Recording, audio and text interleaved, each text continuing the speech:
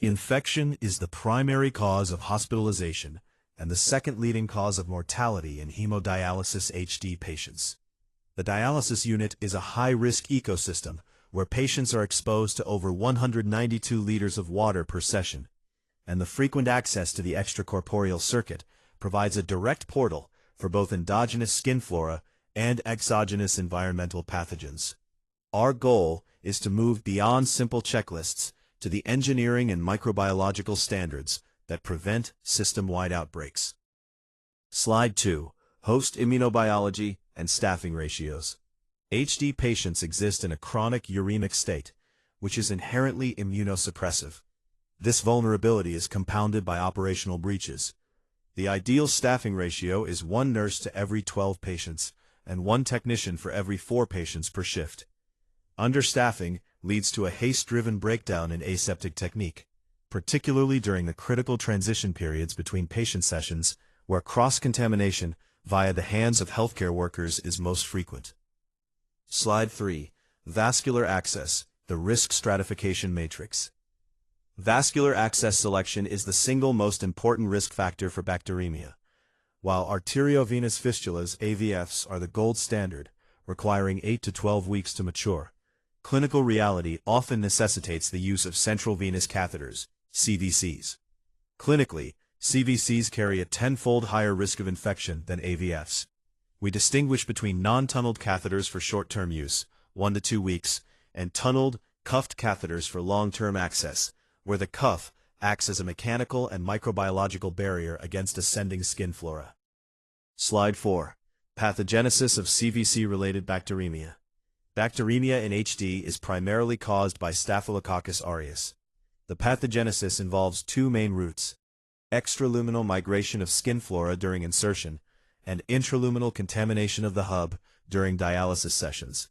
Because CVCs protrude through the skin and have external connectors, they are prone to biofilm formation. A critical MD-level intervention is the hub soak. Hubs must be soaked in povidone iodine for a minimum of 5 minutes prior to recapping to ensure intraluminal sterility. Slide 5. The hemodialysis circuit and biophysics of transmission. The dialysis machine functions through a countercurrent flow of blood and dialysate across a semi-permeable membrane. We must monitor for back filtration or back diffusion, where contaminants in the dialysate fluid move across the membrane into the blood due to pressure gradients. This makes the microbiological purity of the water treatment system and the dialysate itself a direct determinant of patient safety. Slide 6. Environmental engineering, surface disinfection. The patient zone, including chairs, armrests, and the machine exterior, must be cleaned meticulously between every session.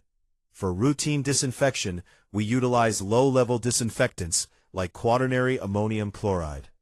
However, for visible blood spills, we must escalate to intermediate-level disinfectants, a 1 to 100 dilution of sodium hypochlorite yielding 500 to 600 ppm of free chlorine, is mandatory to neutralize bloodborne pathogens. Slide 7. Machine internal disinfection and biofilm mitigation. The internal dialysate pathway requires daily disinfection to prevent the establishment of bacterial biofilms. 2 primary methods are utilized: heat disinfection, which requires maintaining a temperature of 80 degrees Celsius for 30 minutes, or chemical disinfection using sodium hypochlorite, peracetic acid, or hydrogen peroxide. If a blood leak occurs during a session, the machine must undergo a full internal and external disinfection cycle before succeeding use. Slide 8. Auxiliary equipment, the hidden reservoirs. We must also manage secondary reservoirs. Bicarbonate jugs are significant risks. They must be emptied, rinsed with reverse osmosis water, and disinfected at least weekly. Transducer protectors, the filters between the machine and the venous arterial segments, must have their external protectors replaced after every session. If the internal filter becomes wet with blood or fluid, it is an immediate indication for replacement to prevent machine contamination. Slide 9. RO system engineering, water pretreatment. Only RO water is recommended for dialysate preparation. The water treatment system is a multi-stage engineering process involving sediment filters, softeners, and carbon tanks to remove chlorine and chloramines before the water reaches the RO membrane. For microbiologists, the action level for intervention is reached when microbial counts or endotoxin levels reach 50% of the maximum allowable limit, triggering a system-wide review. Slide 10. AAMI Microbiological and Endotoxin Standards. We adhere to strict ANSI AAMI standards for water quality.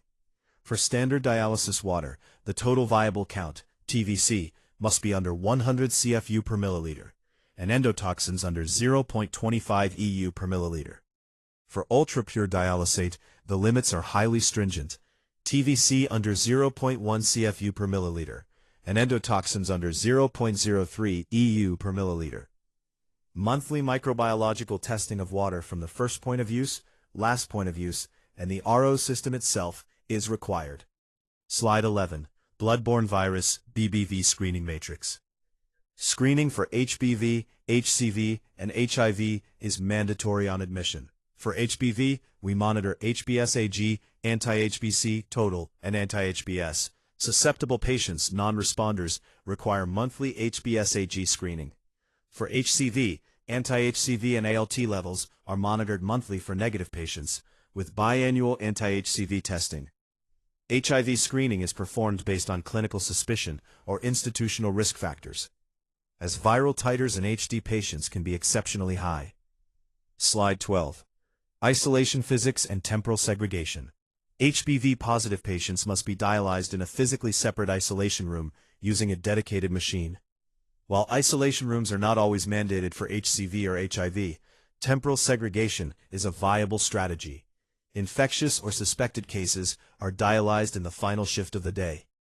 This ensures the environment can be exhaustively cleaned and disinfected overnight before the next morning's operations. Medication administration in the HD unit is a high-risk activity. Medication carts are strictly prohibited at patient stations. Single-dose vials are the standard. If multi-dose vials must be used, they must be dedicated to a single patient. All parenteral fluids must be checked for clarity and expiry, and clinicians must scrub the hub of any IV tubing with alcohol before every access to prevent intraluminal contamination. Immunization protocols are adjusted for the uremic state. The hepatitis B vaccine is given in 4 doses: 0, 1, 2, and 6 months, at a double dose of 40 micrograms per milliliter to ensure seroconversion. Pneumococcal protection involves the PCV13 and PPSV23 sequence. Furthermore, all HD patients should be screened for TB at baseline. A tuberculin skin test reaction of greater than 15 millimeters is the diagnostic threshold for reactivity in this population. In conclusion, infection control in the dialysis unit is a combination of meticulous clinical bundles and high-level engineering. As MD microbiologists, our role is to oversee the water surveillance, machine disinfection protocols, and immunization compliance that prevent the devastating impact of HAIs.